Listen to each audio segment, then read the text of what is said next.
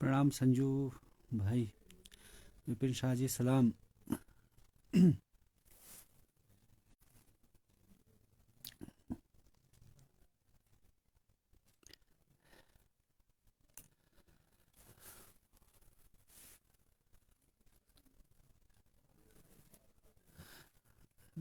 नमस्कार शाह जी।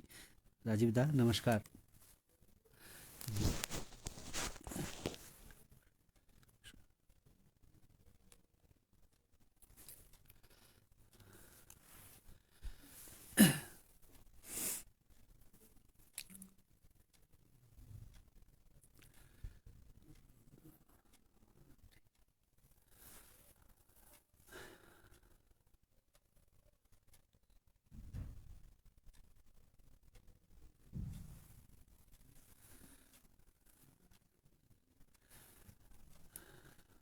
जय उत्तराखंड।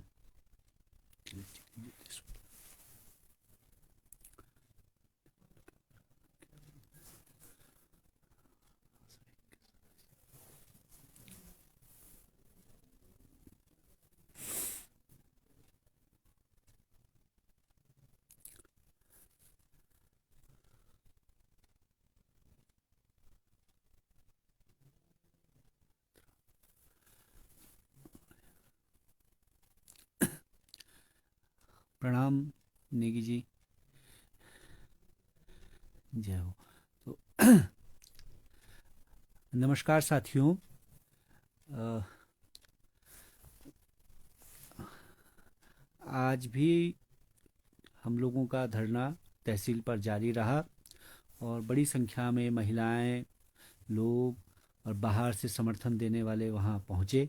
आज हमारे धरने को समर्थन देने के लिए सीपीआईएमएल के राज्य सचिव कॉमरेड राजेंद्र राजा बहुगुणा, नैनीताल जिला सचिव सीपीआईएमएल के कैलाश पांडे जी, सीपीआईएमएल के ऑफिस सेक्रेटरी कॉमरेड गिरजा पाठक और चारू तिवारी जी और एक पूर्व जिला पंचायत सदस्य जी और अन्य बहुत सारे लोग पहुंचे। हल्द्वानी से भी वंदे मातरम ग्रुप के नौजवान समर्थन देने के लिए आए और उन्होंने कुछ कंट्रीब्यूट भी किया है। और वहाँ हल्द्वानी में भी उन्होंने हमारे लिए रैली निकाली थी और यहाँ भी वो लोग पहुँचे हैं। अन्य साथी भी आज धरने को समर्थन देने पहुँचे। आज अभी जब मैं आपसे बात कर रहा हूँ तो अभी तक लगभग 274 परिवारों को एक अपने दरार वाले घरों से उठा करके और जोशीमठ में ही होटलों में रख दिया गया है, जो कि 921 के लगभग कुल लोग हैं। 863 घर जो है प्रशासन ने चिन्हित किए हैं जिनमें वो कहते हैं कि दरारें हैं। हमारा तो ये कहना है कि ये संख्या बहुत ज़्यादा है, क्योंकि जहाँ जमीन दरक गई है, सड़क दरक गई है, उसके आसपास के जो घर हैं वो सभी जो है खतरे की जद में है। तो इस तरह से ये संख्या बहुत ज़्यादा है। लेकिन क्योंकि प्रशासन की दृष्टि और उनकी जो गति है दोनों में बहुत ज़्यादा अवरोधक है, तो लिहाजा वो ठीक से उसको न चिन्हित कर पा रहे हैं न वो देख पा रहे हैं। आज तो हमारे घर में भी वो लगा कर चले गए हैं निशान कि ये असुरक्षित है।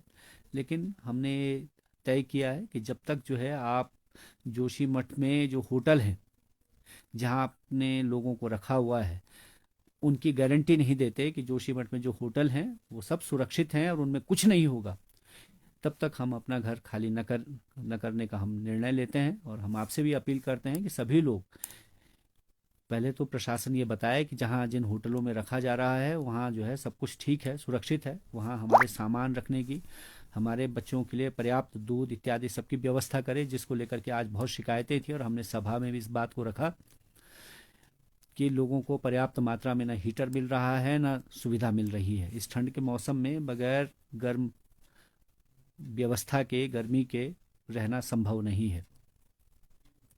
क्योंकि हमने 5 तारीख को जो हमारा समझौता हुआ था चक्का जाम के बाद, उस समय प्रशासन ने हमसे कहा था कि हम 2000 प्री फैब बना करके आपको देंगे। उनमें से अभी तक एक भी नहीं बन पाया है। तो एक कमरे के होटल में 5-5 6-6 आदमी रहना संभव नहीं है, क्योंकि लोगों का बहुत सारा सामान भी है, जिसके बारे में हमने 8 तारीख को जब प्रशासन के साथ मीटिंग की थी, तो डीएम साहब को हमने कहा था कि आप लोगों के सामान को रखने के लिए कुछ टीन शेड्स बनवा लीजिए। बड़े हॉल नुमा टीन शेड्स में लोग अपना सामान सुरक्षित रख सकते हैं। लेकिन वो सब नहीं किया गया। अब लोगों को अपना सामान एन के इन प्रकार आनन फानन में कहीं किराए पर कमरा लेकर के हेलंग में, पीपलकोटी में, जोशीमठ से बहुत दूर ले जाना पड़ रहा है। तो और वहाँ पहले तो किराया दो, सामान वहाँ ले जाओ, ये सारी जो व्यवस्था है, ये इससे लोगों का जनजीवन जो है अस्त व्यस्त हो रहा है। हमने मांग की थी कि आप जो है यहीं जोशीमठ में जहाँ सुरक्षित स्थान है, खेत हैं, खाली जगह हैं, वहाँ बड़े टीन शेड बनवा लीजिए। जैसे रविग्राम में स्टेडियम था, वहाँ बनवा सकते थे, या गांधी फील्ड में बन सकता था, या यहाँ आर्मी का हेलीपैड है वहाँ बन सकता था, या अन्य बहुत सारी ऐसी जगहें हैं जहाँ बनाया जा सकता था।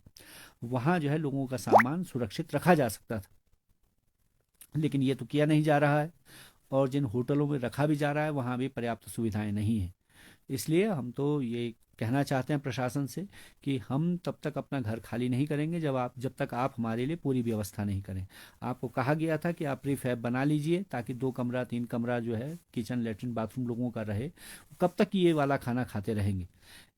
केवल जो है नगर पालिका वाला जो जगह है जहाँ लोगों को रखा गया है, वहाँ जो है वहाँ का मेनू बहुत बढ़िया है, क्योंकि वहाँ प्रशासन के लोग भी खाना खा रहे हैं, और सरकारी अमला वहाँ सब खाना खा रहा है।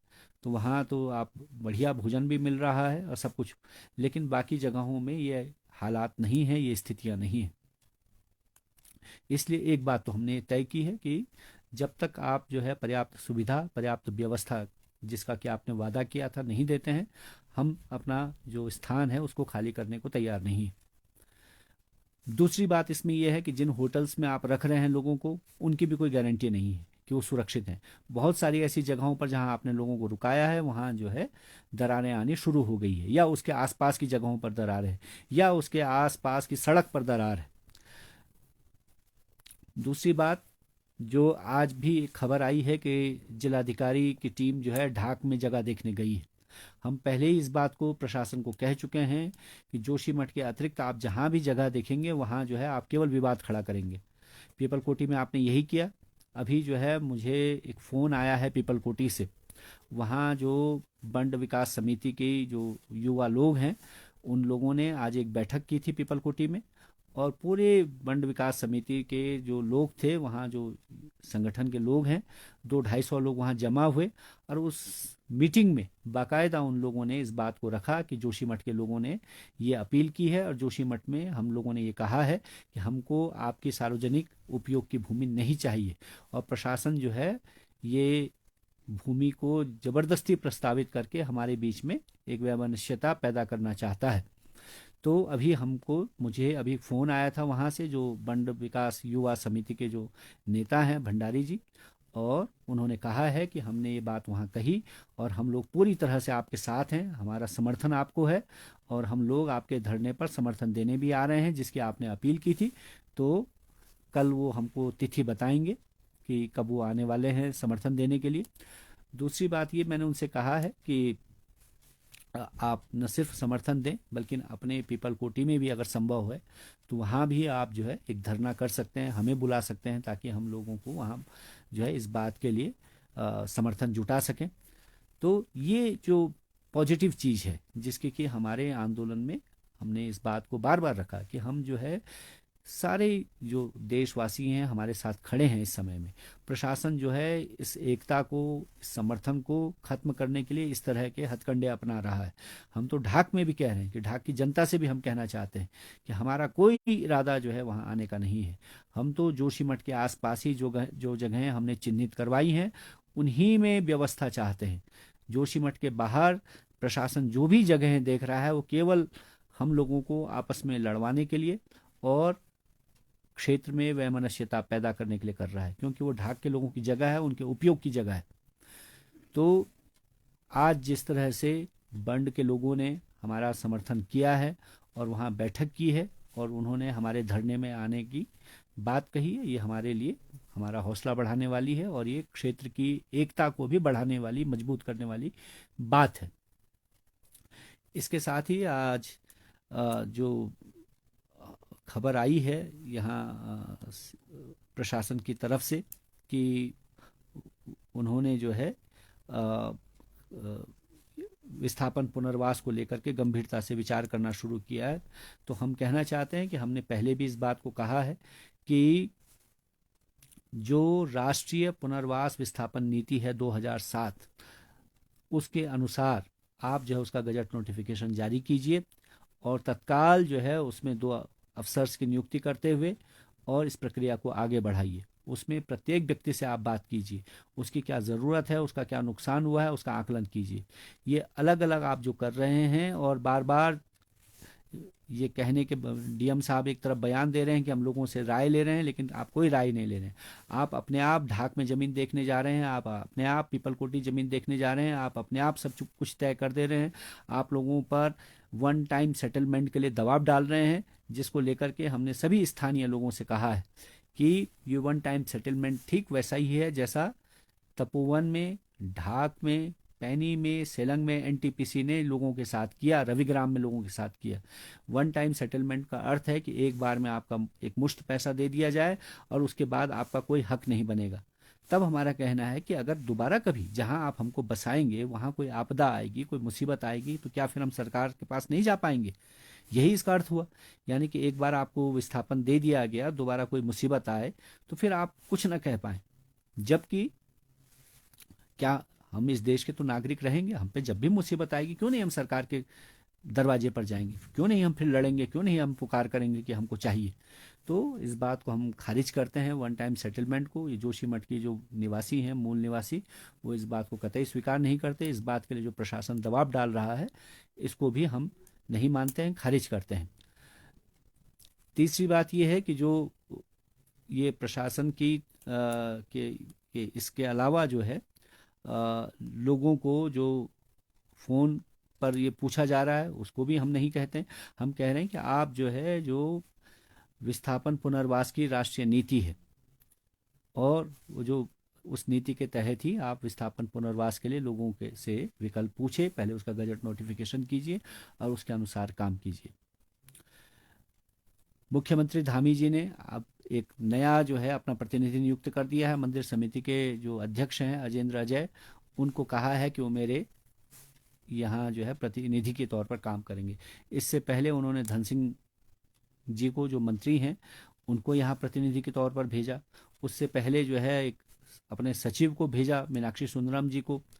तो अब कितने सारे प्रतिनिधि आप नियुक्त करोगे जब आप जमीन पर कुछ कर नहीं पा रहे हैं? कोई नीति आपके पास नहीं है, या खर्च का आकलन आपको पता नहीं है कि कितना खर्चा जो है, कितना लोगों को देना है, कितना खर्च यहाँ होने वाला है, उसका आकलन आप 20-25 दिनों में नहीं कर पाए हैं। तो ये प्रतिनिधि नियुक्त करने से क्या होगा?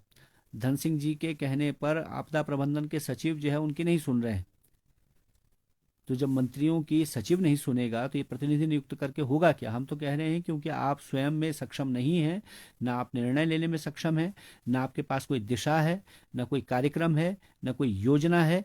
इतना सब हमारी सलाहों के मशवरों के बाद भी जो है उन पर कोई अमल नहीं है। तो लिहाजा अब तो आप ही को बदल देना चाहिए। आप जो है बार बार प्रतिनिधि बदल रहे हैं। हम तो कह रहे हैं कि सरकार जो है, ये जो केंद्र में बैठे हुए भाजपा के नेता हैं, उनको इन्हीं को बदलना चाहिए। क्योंकि जोशीमठ की जनता का धैर्य लगातार चूक रहा है और हमने तय किया है। एक तो 27 जनवरी को बड़ी रैली इस पर होने वाली है। आज हमारी बैठक थी शाम को संघर्ष समिति की, और जो जोशीमठ के ग्रामीण लोगों ने, प्रधान संघ ने, यहाँ के ब्लॉक प्रमुख ने, यहाँ के जो क्षेत्र पंचायत के प्रतिनिधि हैं, उन्होंने एक मीटिंग की और उस मीटिंग के बाद जोशीमठ बचाओ संघर्ष समिति के समर्थन में 27 जनवरी को एक बड़ी रैली करने का आह्वान किया है। हम उस रैली का समर्थन करते हैं और हम उनके साथ उस रैली में शामिल रहेंगे। इसके अलावा हमने जो है उस रैली की तैयारियों को लेकर के आज शाम को बैठक की है, मीटिंग की है। उसके अलावा हम ये भी कह रहे हैं कि 26 जनवरी को भी जो हमारा धरना है, वो जो है एक प्रोसेशन के साथ, एक मार्च के साथ धरना स्थल पर पहुंचेगा। उस दिन हम जो है एक मार्च निकालेंगे जोशीमठ में। स्थानीय लोग जो धरने पर आते हैं उनके साथ मिल करके, और उस मार्च से ये संदेश देने की कोशिश करेंगे कि जो गण है, जो जनता है, उस पर जिस तरह से तंत्र यहाँ हावी दिखाई दे रहा है और निकम्मा और अक्षम जो तंत्र है उसने जो है पीड़ित जनता को परेशान करने का जो पूरा ये तंत्र है, इस तंत्र को के खिलाफ उस दिन गण अपना प्रदर्शन करेगा, अपनी आवाज़ रखेगा और वो प्रदर्शन हम करेंगे चौराहे पर, जोशीमठ के मुख्य चौराहे पर सभा करेंगे और उसके बाद धरना स्थल तक पहुंचेंगे। ये आज हमने एक अनाउंस किया है सभा में और बैठक भी उस संदर्भ में हुई है। ये एक सूचना है। इसके अलावा जो है जो दरारों का सिलसिला है वो लगातार फैल रहा है, बढ़ रहा है। आपदा भी लगातार जो है उसका बढ़ना जारी है। हमारे साथी जो वॉलंटियर्स हैं वो अपनी अपनी जगह पर काम कर रहे हैं। कुछ वॉलंटियर्स आज शाम तक पहुंचने वाले थे, पहुंच गए होंगे, और कुछ लोग जो है यहाँ मौजूद हैं जो लोगों की मदद के लिए लगातार अपनी तरफ से प्रयास कर रहे हैं। और कुछ सेक्रेटरिस्ट भी हमारे जो है आज शाम तक पहुंचने की उनकी खबर थी, पहुंचने वाले होंगे। तो वो कल से जो है सभी कैंप्स में जा कर के जहां हमको सुनाई दे रहा है, दिखाई दे रहा है, और ये खबर हम तक आ रही है कि लोग जो है मानसिक तौर पर अब थोड़ा तनाव में हैं, तो वो उनकी मदद करने की कोशिश करेंगे। एक साथी हमारे यहाँ स्थानीय अस्पताल में जो सेक्रेटरिस्ट हैं उनके साथ भी कोऑर्डिनेट कर रहे हैं। और इसके अलावा जो हमारे साथी सेक्रेटरिस्ट एज ए वॉल्टियर आएंगे वो फिर कैंप्स में जा कर के उनकी ओवरऑल चीज़ों को देखेंगे। तो ये कुछ मुख्य बातें थी आज की। और इसके साथ हम लोगों का कुछ लोगों ने कुछ मदद के लिए कहा है, तो उसमें आज हमारी शाम को कुछ एनजीओज़ के साथ बातचीत हुई है जिसमें उन्होंने हमसे कहा कि अगर हम पैसा न देना चाहें माना और कोई काइंड में ही मदद करना चाहें तो क्या हो सकता है।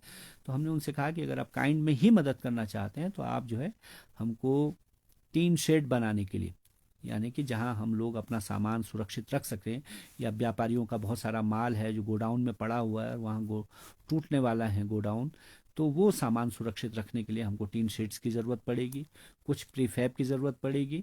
तो जो लोग इस पे मदद करना चाहें, प्रीफैब्रिकेटेड हाउस बना करके हमको दे सके, तो कुछ खाली जगह हैं जहां हमारे पास हैं, वहाँ हम स्वयं भी संघर्ष समिति की तरफ से वो जगह आपको उपलब्ध करा देंगे। तो वहाँ कुछ प्रीफैब बन जाएं जहाँ जो है हम लोगों का कम से कम सामान सुरक्षित रख सकें, या जहाँ होटल्स में लोग रह रहे हैं और परेशान हैं वहाँ उनको शिफ्ट कर सकें। तो कुछ लोगों ने इस संदर्भ में हमसे सलाह मांगी थी, तो हमने कहा कि अगर काइंड में ही आप देना चाहते हैं, वस्तु के रूप में ही मदद करना चाहते हैं, तो जो लोग इसमें मदद कर सकें तो प्री फैब्रिकेटेड हाउस बनाने में और टीन शेड बनाने में हमारी मदद कर सकते हैं। उसमें जो भी संस्थाएं, जो भी लोग इस तरह की काबिलियत रखती हैं, इस तरह की दक्षता रखती हैं, उनसे भी हमारा ये अपील रहेगी कि वो इसमें हमारे से संपर्क कर सकते हैं। हम उनको स्थान उपलब्ध करा सकते हैं, अपनी ज़रूरत बता सकते हैं, उसके अनुसार वो योजना और वो अगर हमसे कहेंगे तो हम उसमें कोऑर्डिनेट कर लेंगे। तो ये कुछ बातें थी। और इसके अलावा जो है लोगों की बहुत छोटी छोटी चीज़ें कि उनका नाम नहीं आया है, उनके घर में दरार है, उनके घर को नहीं नापा जा रहा है, ये सब भी चीज़ें हैं जिनको हम प्रशासन के सामने कल जो है शाम को बैठ करके और जो हमने नोट किया है पिछले 3-4 दिनों में वो रखेंगे। और इसके अलावा भी कुछ लोगों को अगर कुछ उनके दैनंदिन जीवन से संबंधित कुछ दिक्कतें हों तो वो हमारा वहाँ साथी एक बैठा रहता है, उसके पास जो है रजिस्टर में वो लिखा सकते हैं, जिस पर कि हम प्रशासन के साथ उस पर कोऑर्डिनेट कर लेंगे। तो यही कुछ बातें थी आज की। और अ, फिर कल हम आपके फिर 8 बजे जो है मुलाकात होगी। वैसे धरने पर भी हम बातचीत करते ही हैं, आपसे मिलते ही हैं। इसके साथ ही जो है आज की बात को मैं समाप्त करता हूँ। फिर कल 8 बजे फिर मुलाकात होगी। आपके समर्थन सहयोग के लिए आभार आपका, बहुत धन्यवाद, शुक्रिया।